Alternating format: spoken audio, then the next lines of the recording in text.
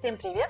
Приветствую вас на своем канале о здоровой еде. И сегодня у меня такой промежуточный ролик, который я решила записать, так как для меня он в первую очередь стал актуален. Недавно я провела отпуск в Азии, и меня поразила одна особенность, которую люди, азиаты, используют в пищу. Это употребление глутамата натрия. Это приправка, которая у нас считается как что-то очень вредное и плохое, если мы будем употреблять это в пищу. Тем не менее, в Азии это не так. Люди, наоборот, стремятся и очень часто добавляют в еду такую приправу, как глутамат натрия. Она продается во всех магазинах, причем в огромных количествах. Я привезла ее. Вот так вот выглядит, например, глутамат натрия, который продается в Таиланде. Такой маленький пакетик с белым порошочком, вернее, белыми кристалликами. Я думаю, все видели и знают эту добавку, пищевую добавку.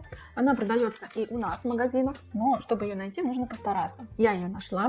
Нашла на самой нижней полочке в отделе, где продается соль, сахар и такие вот похожие продукты. И что меня удивило, в огромнейшем магазине был всего лишь один пакетик глутамата натрия в количестве полкилограмма. Это вызвало у меня интерес, и я решила записать, что такое глутамат натрия и почему одни его боятся и стараются употреблять как можно меньше, а то и вообще не употреблять, и искать продукты, в составе которых нет глутамата натрия, этой добавки. А другие открыто употребляют, и наоборот, пища, которая готовится без этой добавки, считается пресной и невкусной. Давайте попробуем разобраться, что же такое глутамат натрия и какое влияние он оказывает на наш организм. Глутамат натрия, или MCG, его сокращенное наименование, это натриевая соль глутаминовой кислоты.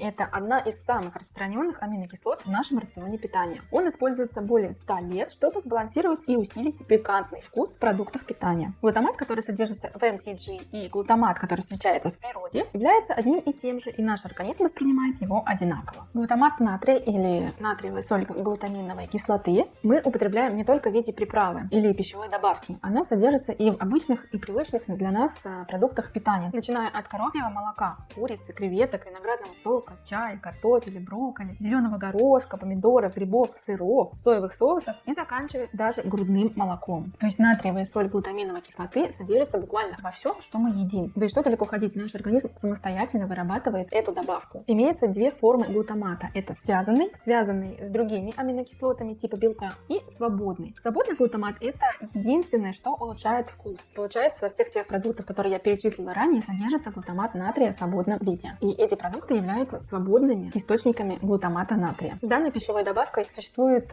несколько заблуждений, и одна из них стоит о том, что потребление данной пищевой добавки усиливает соленость. На самом же деле данная добавка усиливает только вкус продукта, а вот уровень солености, как бы это комично не звучало, наоборот снижает. Но судите сами, например, 1 чайная ложка натриевой поваренной соли содержит около 2400 мг натрия, а вот 1 чайная ложка глутамата натрия содержит всего лишь 700 мг натрия. Соответственно, глутамат натрия содержит меньшее количество натрия, чем та же поваренная соль. Поэтому для людей, которые страдаются уменьшить количество поваренной соли в пище, возможно заменить ее на глутамат натрия, но только если вы не боитесь этой пищевой добавки. Еще одно заблуждение, которое, на мой взгляд, люди не совсем правильно понимают, это то, что пищевая добавка глутамат натрия усиливает вкус некачественной еды, то есть делает из плохой еды хорошую, вкусную. На самом же деле это не так. Глутамат натрия сможет усилить только вкус уже качественной, хорошей еды. И если мы будем добавлять данную приправу к еде, которая не хорошего качества, то, соответственно, может ее улучшить, а наоборот ухудшить ее показать. А научные исследования в этой области весьма убедительны. Объединенный экспертный комитет по пищевым добавкам ООН, сельскохозяйственной организации и Всемирная организация здравоохранения рассмотрели более 200 научных отчетов и оценили глутамат натрия как не имеющий определенного допустимого суточного потребления, что означает, что он находится в категории самых безопасных пищевых добавок. А миф о том, что глутамат натрия вреден, появился в 1968 году, после того, как один ученый заявил, что после употребления большого количества глутамата натрия у него появилось онемение, слабость и учащенное сердцебиение. Свои исследования он опубликовал в медицинском журнале Англии, но без приведения каких-либо доказательственных фактов. Это и положило начало мифу, известному в Америке как синдром китайского ресторана. Но в 1995 году независимая научная группа провела ряд исследований этого вопроса и обнаружила, что да, могут быть легкие симптомы головной боли, которые могут быть связаны с употреблением слишком большого количества глутамата натрия. Но в противовес можно предъявить, что слишком большое количество вина тоже способно вызывать эти симптомы. Мое мнение по поводу данной добавки. Я купила этот пакетик и попробую его употреблять как пищевую добавку. приправлять